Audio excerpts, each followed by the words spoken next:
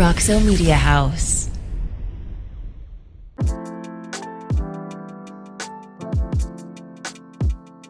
Hey, Frog fans, welcome back to episode 10 of Talking Frogs. I'm your host, Jamie Plunkett, here. As always, this week we have an incredible guest. Very excited to have him on. Bob Thompson, former president of Fox Sports Network and Fox Sports International, joins us to break down all of this conversation about realignment and TV negotiations and media rights and all that kind of stuff. Bob, thank you so much for taking the time this afternoon to join. My pleasure, Jamie. Happy to be here. So, Bob, let's start with the news that broke on Wednesday that the Big 12 was entering into early negotiations with ESPN and Fox to renegotiate, potentially extend their media rights deal. Obviously, that deal goes through 2025, and those negotiations weren't expected to start until maybe the spring of 2024. But what is that signal that the Big 12 is asking and starting those negotiations over a year early? Well, the first thing I think we have to clarify here is I'm not exactly sure who asked for the negotiations to begin. If you look at the press release put out by the Pac or Big 12, it doesn't say they're entering the exclusive negotiating period. It says they're entering negotiations, and there's a big difference in that. You can have talks with your television partners in the middle of a deal without exercising the exclusive window, and I believe that's what has happened in this place. I think the networks are keen on trying to, nail down these last two college right deals so that they have an idea of what their cost levels are going to be going forward. So by entering into the negotiations essentially, a year early, I think the networks are probably driving the train on this, and in an effort to negotiate something sooner rather than later. So, if the networks are the ones kind of driving the bus here, how much did the Pac 12 entering into early negotiations impact the networks want to do the same thing with the Big 12? I think quite a bit. I went back and looked at the Pac 12's release from July 5th, excuse me. And interestingly enough, even though everybody assumed, including myself, that it was an exclusive negotiation, there's nothing mentioned in it about an exclusive negotiation. So you can, I guess, assume that both of them are operating in a non-exclusive window because the contractual windows we haven't reached that stage yet. But I think the fact that the Pac-12 was in a discussion with Fox and ESPN, who are their current rights holders, and are also the current rights holders with the Big 12. I'm sure the conference decided that they didn't want to get too far behind on that deal and then end up with Fox and ESPN coming in saying, well, we spent all our money. There's nothing left for you guys. So it's unusual, primarily because both of them put out a press release about it. And I've never seen that before. And I've been doing this a long time and never seen people put out press releases. So you have to assume that there was some sort of intended message to someone by the fact of those releases putting out. And my guess is it's to existing members and potentially future members who the conferences may be looking at, that says to them, just sit tight. We're probably going to have a number here sooner rather than later. Yeah, I have to assume that you're right on that one, especially when you see the deal that was just reached with the Big Ten for an extraordinary amount of money. That has to have played a huge role in this as well, especially the fact that ESPN didn't get a piece of that Big Ten pie. Do you think that there's something there? Absolutely. I think, if they passed on supposedly a $350 million, the CBS package is what I heard for the 330 Eastern window, which they couldn't really fulfill anyway because of the SEC obligation they're going to have in a couple of years. Everybody assumes that they've got some money burning a hole in their pocket, and they want to get their hands in there before anybody else. So when we talk about this too, obviously it's a big deal for schools to understand how much they're going to be receiving from the media rights that the conference negotiates. But when it comes to conference realignment, how big of a draw is that for a university to say move from the Pac-12 to the Big 12 if they were going to make 10, 15 million extra dollars a year? Well, if in fact that's the number, that would be a draw. I'm not convinced yet that that's going to be that the Big 12 will loop the Pac-10 or the Pac-12 or soon to be Pac-10 in by that amount on the next deal. Now you also have to remember with the Big 10, excuse me, Big 12 that there is they've got more members. They're going to have more members. They're going to have 14 for a few years, and then they're going to go back to 12, assuming that after Texas and OU leave. So that pie is split 12 ways. So you get two extra mouths at the table. You know, theoretically, I'm sure the Pac-12 could add schools as well, but I don't think they have to. I think they can operate with 10 schools, and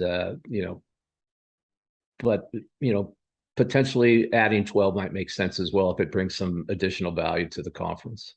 So when you think about additional value to the conference, obviously the Big 12 is working with a different number of universities altogether. But when we look at markets that these schools are in as well, with the Big 12 being in the DFW market, soon to be the Houston market, those are really the two biggest ones. You could probably talk about Kansas City with the two Kansas schools, and then versus the Pac-12, which just lost the Los Angeles market, but still has the Bay Area and Portland and up in Seattle.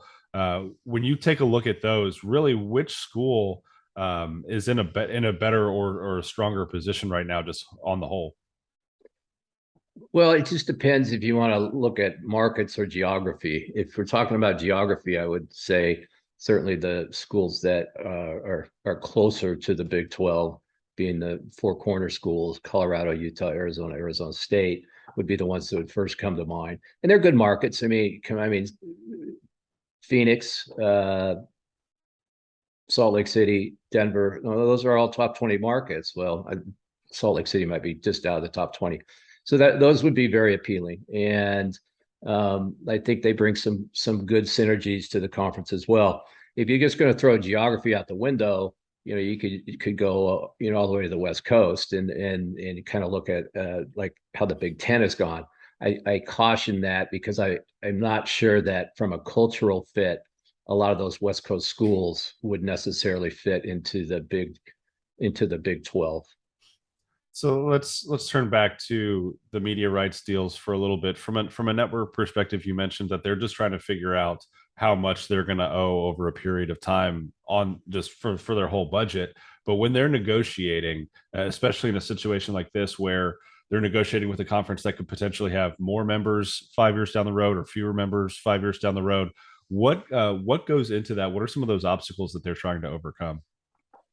Well, as it relates to members coming and going, usually there's a clause inserted into the agreement that calls for some sort of a good faith negotiation for the value of members arriving or members departing.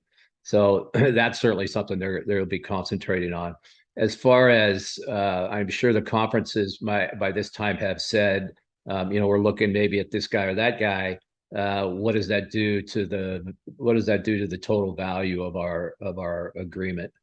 I think an interesting thing in this kind of deal as well with the two conferences as well as the two networks is got a couple of schools that are leaving in a few years. If you want to play wheel and deal, theoretically there could be something struck that might allow those schools to leave early and benefit everybody. If you think the Pac-12 going, the LA or UCLA and SC going to the Big Ten early, or Texas and Oklahoma going to the SEC early, you've got two of the players at the table who are destined to benefit from that in Fox and ESPN. So there could be some, three-dimensional chess game play here that would allow for an extension of the rights deals, as well as creating some opportunities for maybe some of these schools to move earlier so that everything can just kind of settle down and we can all get on with our lives. At least for now, right? Yes. This isn't where college realignment ends, I don't believe.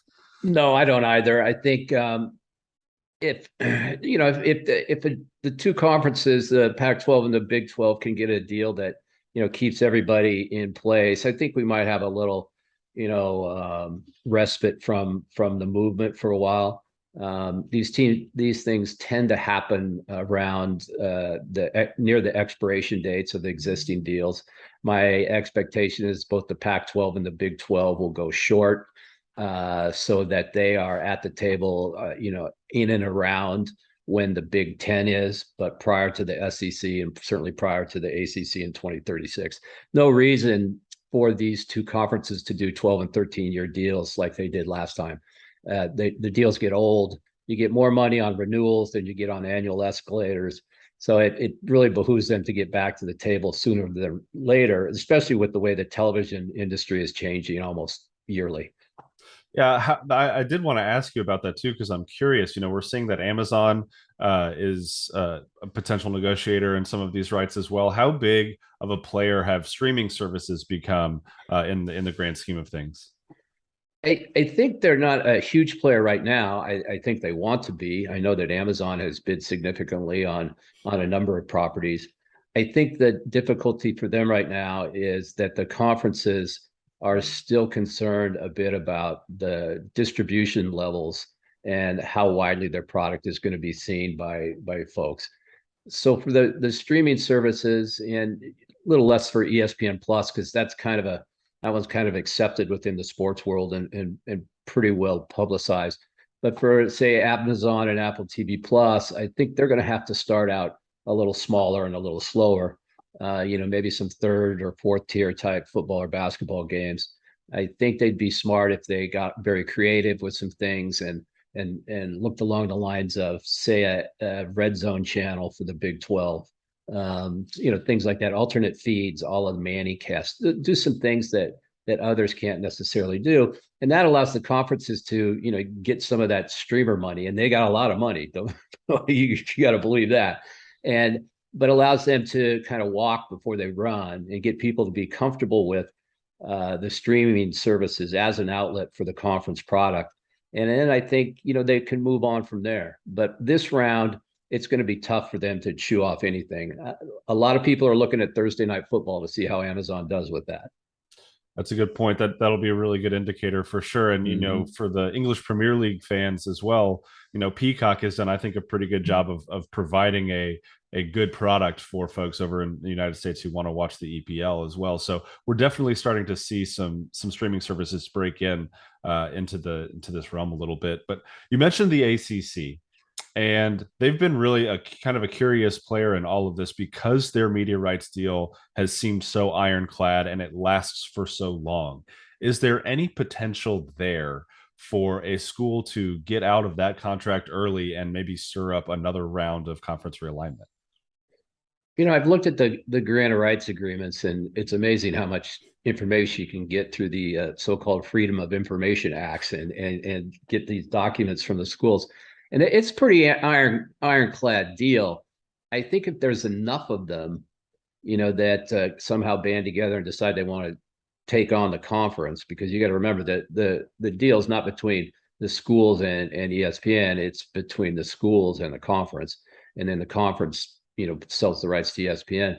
I think that if there's enough of them, they could take a look at it. I would think it would behoove ESPN to try and figure out some creative way to show these members that there is some ways to create additional revenue so they don't fall behind on a yearly basis through 2036. Like right now, it looks like they will, compared to a number of other conferences.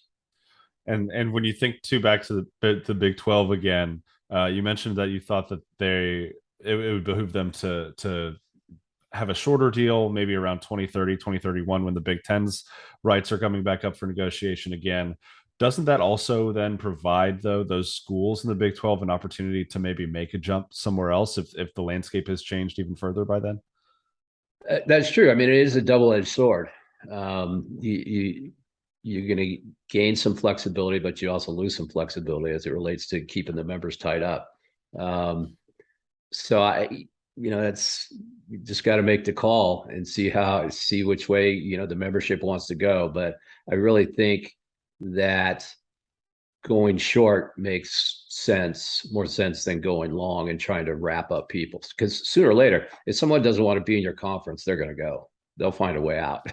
That's fair. I mean, we just saw that with Texas and Oklahoma, and with USC and UCLA as well, I suppose. So um, you're right. It's just such an interesting time, and I think that with the way media negotiations have gone in the last 6 months with the Big Ten and with the Pac-12, that's really interesting though about them not ever announcing that they were exclusive in that exclusive window, because I think everything that I've read about the Pac-12's negotiations mentioned that it was the exclusive window. So Yes. I guess I just everybody got it wrong at the same time, I suppose. Yeah, I assumed the same thing. And it was funny because then when I read the Big 12 one, I said, wow, that's, that there's some things it doesn't say here. And then ESPN came out and stated that they hadn't, no one had triggered the exclusive window.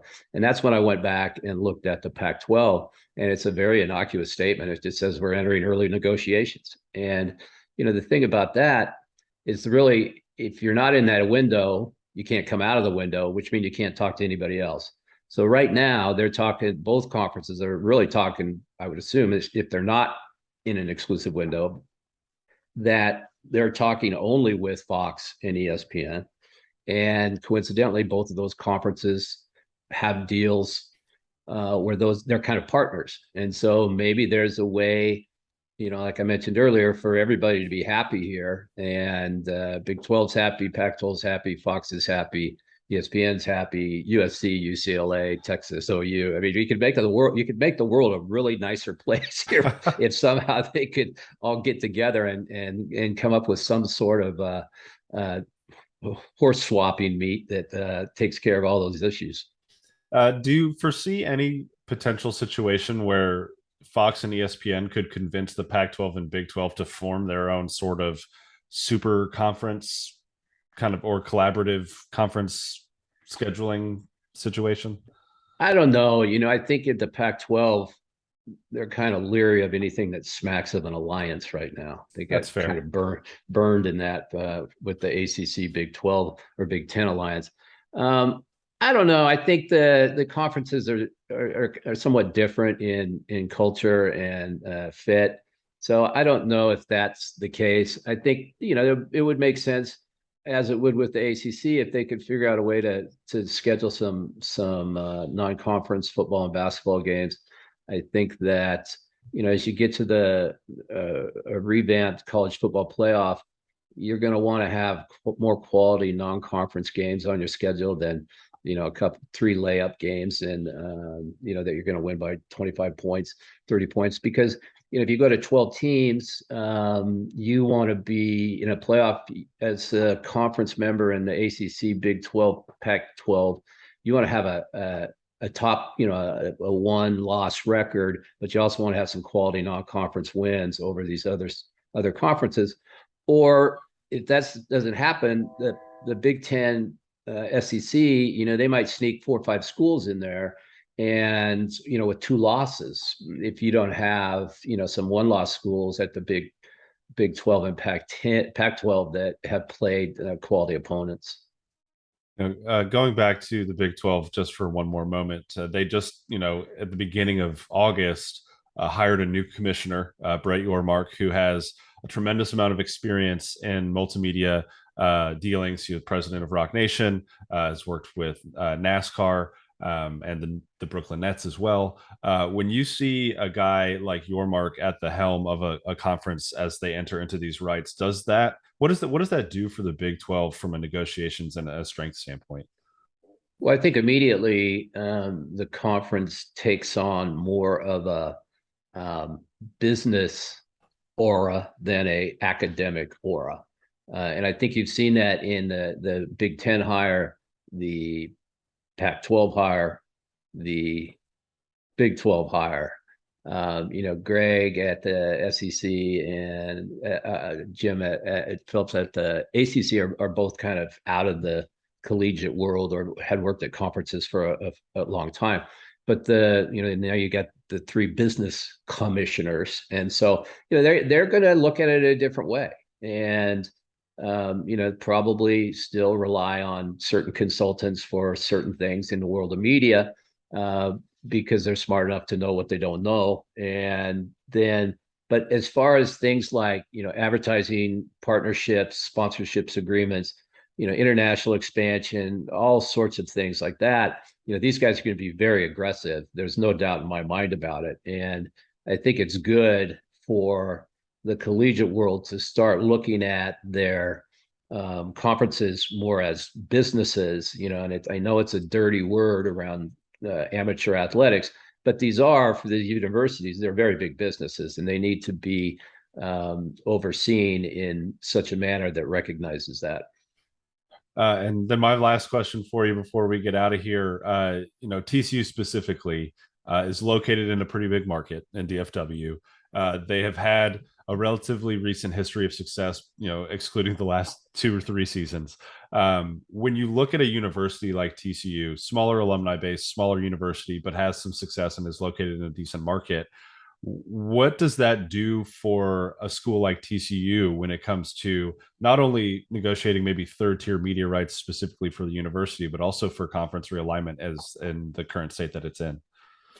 I think TCU is a pretty strong brand. I think, the way the third tier rights have gone now, the conferences have soaked up most of them, and they're running on ESPN Plus or somewhere along one of those services. I think TCU could probably try and market themselves better in the DFW market. I spent a lot of time down there over the years, and I think they could up that game. You're right. It's not a huge school, and it doesn't have a huge alumni base, but their programs have done very well. And I think they just got to continue to, grow the programs and grow the programs beyond football. And then to, get the alumni engaged and continue to improve their facilities as everybody needs to do.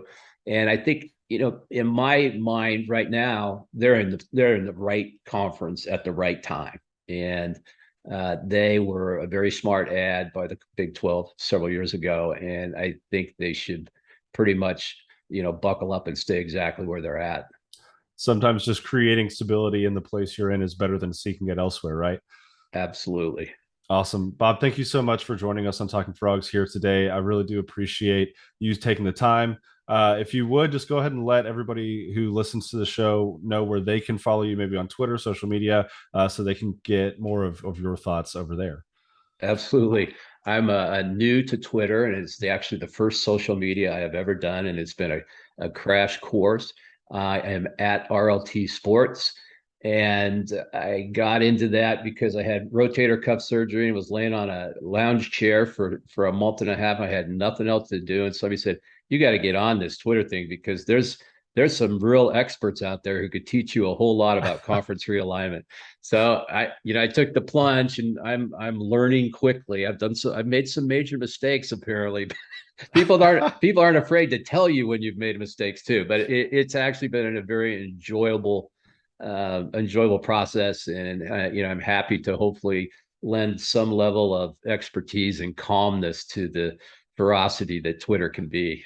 Well, I can say that I've absolutely enjoyed following you on Twitter and getting your thoughts on all of the stuff that's happening with media realignment or media rights and realignment. So keep tweeting, please. Keep tweeting. You're bringing a little bit of sanity to a crazy social media space. So thank you for that.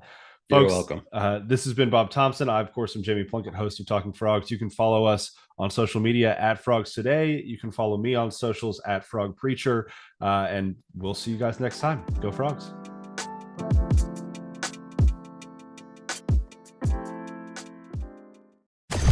Roxo Media House.